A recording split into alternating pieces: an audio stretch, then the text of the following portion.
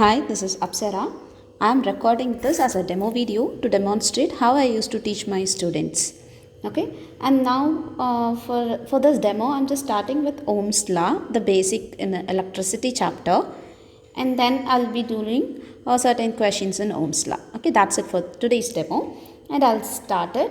And you can look at the screen. This is a blank page where I used to write or scribble whatever I need, and then do calculations at all and all. And in case if I wanted to project the student's book, so if I have the PDF of the book, then I used to project it. So it's like this. I used to project the book, and of course in that book too, I'll be just highlighting the important points and all. Okay, and then I have another rough work which I used to write like this to explain all those contents that are given in the book, and some of the additional contents that needed to be discussed in the academic exam perspective. Okay, and okay, now I'll be starting electricity. Okay, so the basic of electricity, we know everyone knows the basic concept of electricity and current, am I right? So we used to say that current flows in a circuit, or maybe in our home when there is power supply, we say that we have current in our home, and if there is a power shutdown, we say that we don't have current in our home. So basically we know that when there is current, of course the electrical appliances would work, am I right? So what is the basic concept involved in it? Okay, let's learn about that. So the first very basic of the electricity chapter is we need a power source. Am I right? We need a source. Only then we could use that to get current out of it, to use that current to glow any bulb or to run a fan or any machine. Am I right? So first of all, we need a power source. That power source is nothing but a battery. Am I right? So we would have seen batteries. One second. Yeah. Okay. We would have seen batteries like the Eveready battery, the Duracell battery, so many batteries in our day-to-day life. Am I right? So it would be, maybe I'll just draw a rough figure. So it would be having two terminals. One is the positive terminal, another is the negative terminal. Likewise, any battery would have two terminals. One is positive, another is negative. Okay, the positive charges are accumulated over the positive terminal, and the negative charges are accumulated over the negative terminal. So how do I use this battery or a cell to get current out of it? So basically we just connect it to a circuit. So how do we represent this battery in our circuit? In physics, we used to draw or represent any given electrical component as a symbol. So battery too has a definite symbol, and the symbol of battery is very easy. It is just two vertical lines. One is the lengthier one, another one is a short one. The lengthier one represents positive terminal of the battery, and the shortest one represents negative terminal of the battery. Okay, so current will be flowing in a circuit once you connect a battery to a circuit. So this is the main component needed to run a circuit. Okay, then how do we run a circuit? What is a circuit first? So circuit is nothing but a closed loop. A closed loop.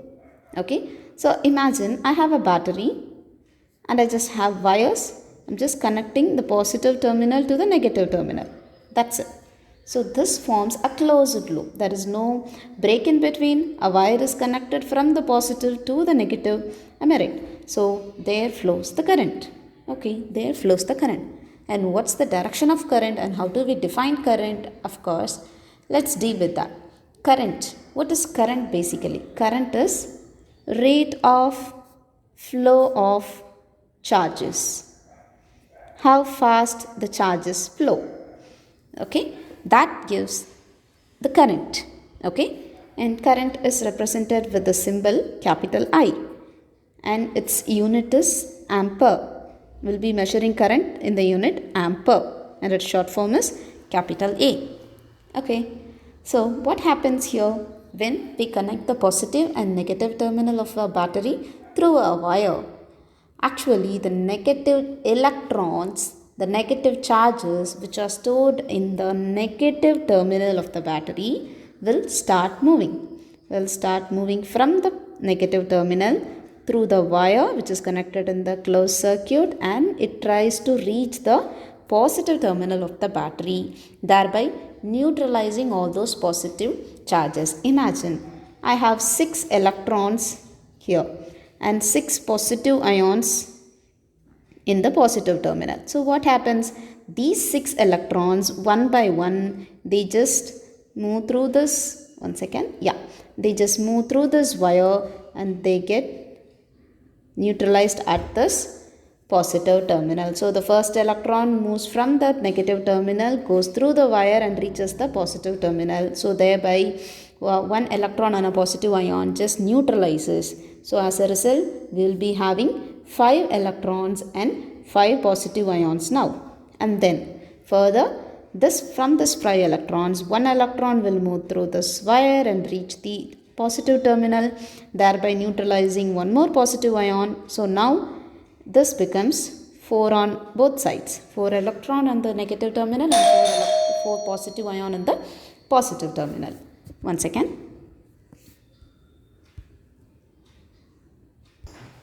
Yeah.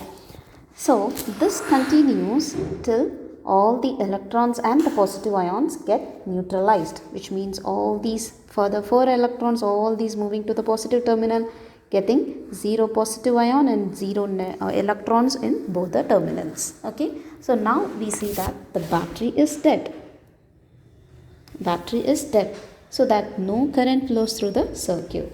So we'll be using TV remotes and AC remotes and all. Alright, we'll be using certain batteries in it. The batteries work for only a certain period of time. Am I right? What happens there?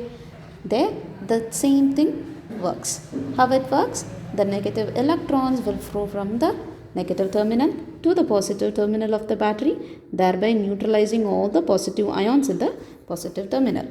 Okay, so in this process, till there is a flow, the battery would work. Once there is no electrons to flow from the negative terminal to the positive terminal, then we say that the battery is dead, and then we just replace it with another battery. Okay, this is how a battery works. Okay, and a circuit works. And here we just talked only about the direction of flow of electron. Am I right? We didn't talk about the direction of flow of positive ions. We know that positive ions are too heavy. They cannot move. Right? Only the electrons, which are so light by mass, they used to move from one place to another. Okay, so in a circuit, only the electrons move, and especially they move from negative terminal to the positive terminal. Okay, and what about current? Does current represent the direction of flow of electron? No. Current does not talk about the direction of flow of electron or either the flow of electron. Okay, so what does it say? Current is, in general, it is the rate of flow of charges. But there is no specific thing called direction of flow of positive charges or direction of flow of negative charges. It is in general said to be only the direction of flow of rate of flow of charges. Okay, and what is the direction of current? So in a circuit, let's draw another circuit. Yeah, in a circuit, the direction of flow of electrons is always from negative terminal to the positive terminal. Am I right? And what will be the direction of flow of current here? The direction of flow of current is taken to be the opposite direction of flow of electrons. Okay, so current always flows from positive terminal to the negative terminal of the battery. Okay, so there is nothing literally moving from positive terminal to the negative terminal, but we just say that current is in this particular direction from positive to negative terminal. Actually, what is moving? Only the electrons are moving from the negative terminal to the positive terminal, and nothing is moving from, sorry, I just told it wrongly. Only the electrons are moving from the negative terminal to the positive terminal, and nothing is moving from positive to negative. But since it was not discovered earlier, we just take the direction of current to be from positive to negative, the direction of current. Okay, so that's it with the flow of current in a circuit. This is a basic circuit. And for a circuit to work, we need a closed loop. As I told you, it should be a closed loop. So let's consider the switch we used to connect in our day-to-day life. We'll be having a switch.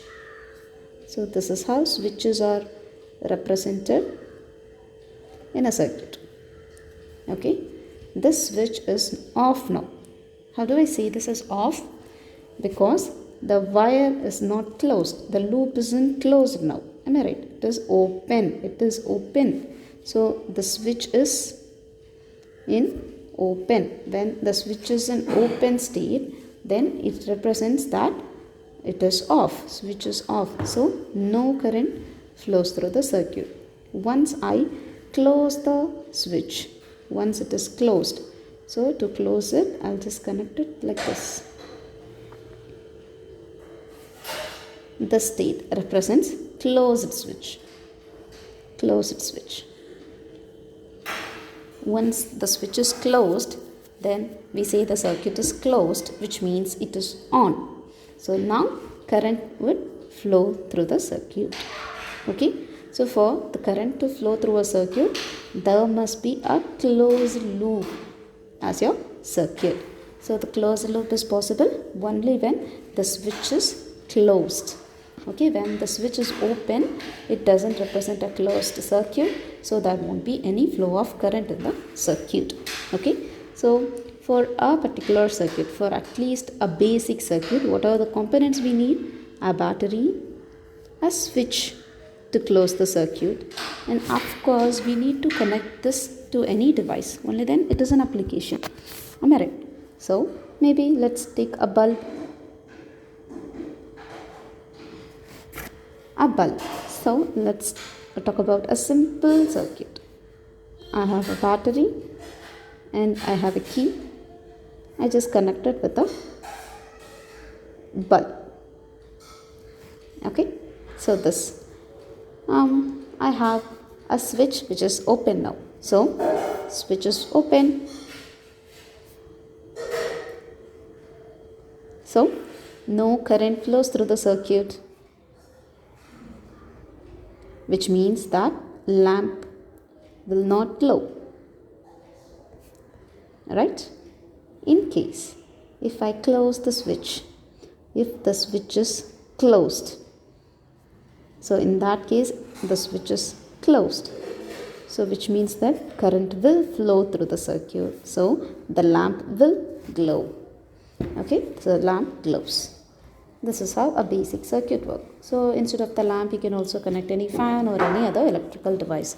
So this is a basic electric circuit. Okay, and this current flows. Current is represented using letter I, and the unit of current is ampere, and its symbol is capital E. So if I connect a battery which has more voltage, then the current flowing through the circuit will also be greater. So imagine I'm just using two cases now. Yeah. Case 1.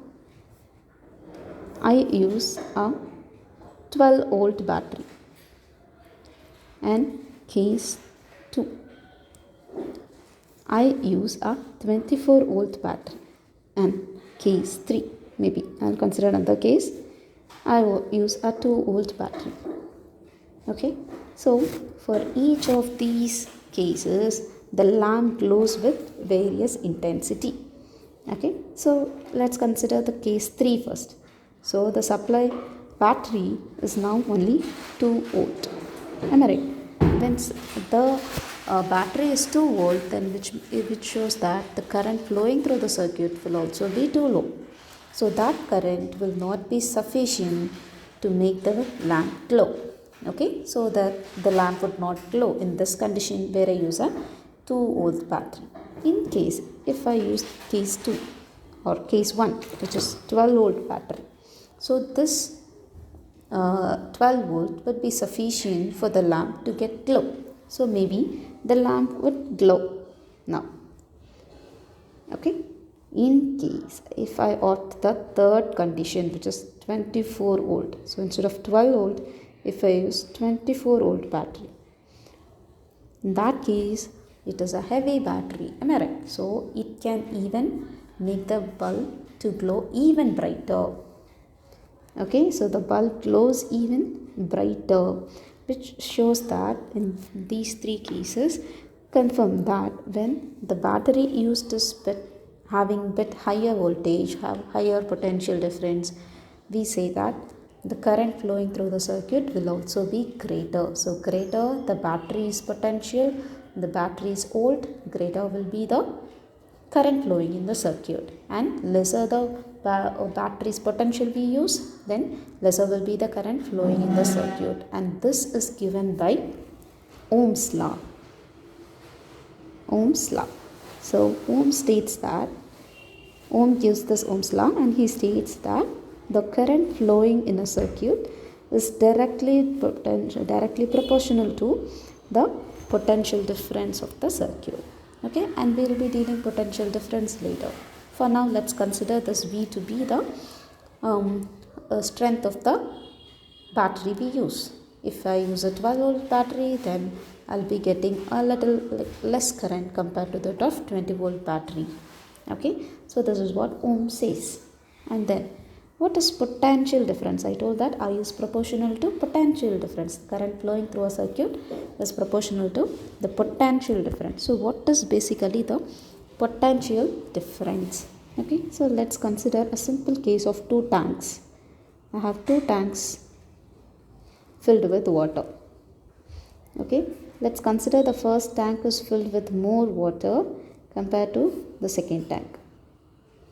Okay, so they are in their state of equilibrium. No any disturbances, no other disturbances there.